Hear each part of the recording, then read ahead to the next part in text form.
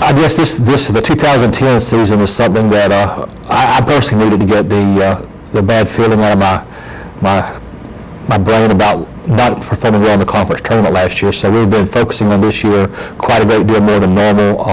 We have high expectations for this group, and what we're looking for is to simply get back on track and play the way we've been playing the past few years. We had a pretty up and down season last year because of the weather, but we just didn't finish strong. Pitchers were hurt all year, and in the conference tournament, that was really a big problem of our team is not having the pitching that we were used to. So getting Carey and Megan healthy is big. We've added 2 more quality players, pitchers, Chelsea Shanefield from Canada, and then Ashley Jackson, a transfer from Wright State. She's actually from Johnson City, Tennessee. So we've added a little more pitching depth to give us a little more strength on the mound this year. Obviously, that class has had a lot of success here. How has that success sort of worked its way through the younger kids and helped them build a winning attitude? Oh, that's very important. The upperclassmen are used to winning, they expect to win, and their persona, when they come across with those things, it really does bleed off on all the other players. 26 and 21 last year, but 15 and 3 in the conference, second place, just behind Radford. Picked second again this year. Is that sort of what you expected out of the conference? Oh yes, that's what I would have picked us. Both pitchers were hurt last year. We lost probably 2 of our most dynamic hitters in our history, in Lisa Kingsmore and Tessa Thomas. So people think that our hitting is going to be down and our offense will be down because we did lose probably the best 2 players we've ever had in our recent history as far as hitters and production goes. So, and no one knows if Megan and Carey are going to be healthy this year. So that's probably a good choice. What hitter do you think has got to step up this year? Is there 1 or 2 players you're looking to sort of fill that role that Kingsmore and Thomas left? Well, we're going to move Pearl Coleshill either the 1 or 2 slots somewhere. She was our third baseman that was hurt last year, and she's a terrific offensive player. We expect her to sort of be the catalyst of our offense. We have several great hitters coming back. We have a transfer kid, Ashley Jackson from Wright State, who's probably going to bat 3rd or 4th for us. She's a tremendous hitter.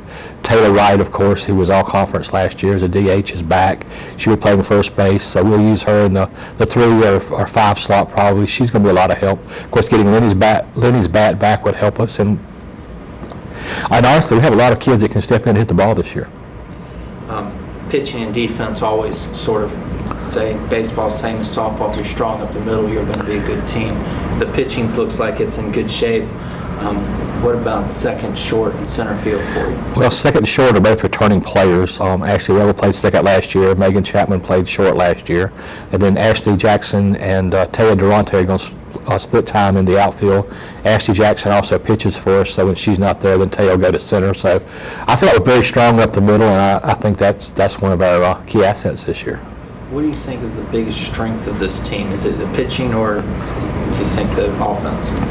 I'm hoping it's our pitching. That was our weakest point last year. Our pitchers just couldn't get it done because they were not healthy. Of course, we had the weather last year. We'd play a game and then we'd sit for a week waiting for the rain to quit. So hopefully this year we'll have a little better weather so we can get into some kind of rhythm, and I think that'll make a lot of difference too.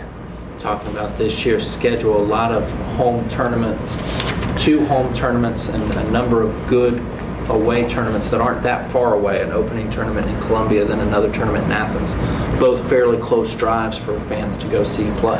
Well, the South Carolina tournament was a remarkable thought process. Although the state schools are going to be there except for one, and it's a close tournament. It allows us to play with a quality atmosphere and a quality field an hour away from here, so our fans can come. It saves us on travel, so it was put together just to save money for all the state schools. After we lose South Carolina, we go to Georgia. We play a Georgia team that's very, very good. We play Western Carolina there, Bowling Green, and Virginia Tech, who was in the College World Series. So 2 teams that were in the College World Series in the last 2 years were in that tournament. And then your home tournaments, we'll talk about them a little bit. I know the one tournament you've had pretty much forever, and then you've added a second one. I actually added 2 more. I added the Eagle Bash and the Eagle Early Bird just to keep us in town and give us opportunity to play and not have to go out of town and travel to spend money. So it worked out pretty good. We had really good results of getting teams in, and then of course the Adidas Invitational is a very good tournament again.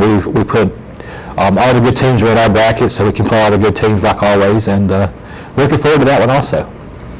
Looking over the roster, there are 9 kids from Ontario, Canada. Seems like you've always recruited well in that specific province of Canada. Well, that's one of the major hubs up there of softball. There are others, don't get me wrong, but that's just the easiest one for me to get to. I had one of their coaches came down here a few years ago, Tony Ashton. He told me he had 3 players available. I went and looked at them and liked them. They came for a visit. They fell in love here. Jimmy Scrimger, Hilly Peacock, and Laura Hill, and they became the nucleus for our insurgents in the conference top 2, and the success rate of those guys brought more, and it's just it's one of those things. If you go somewhere where you have good luck, you keep going back.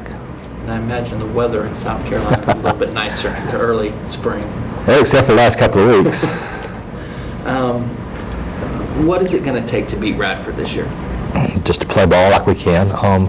We just need to stay healthy. That's the number one key. Everybody in the conference is usually one or two players they can't get rid of. Well, we think we're deeper this year than we've ever been. We can go 18 deep on our team, and they can all play, and then our pitching staff. So we think that pitching and our depth this year are really big assets that we'll have.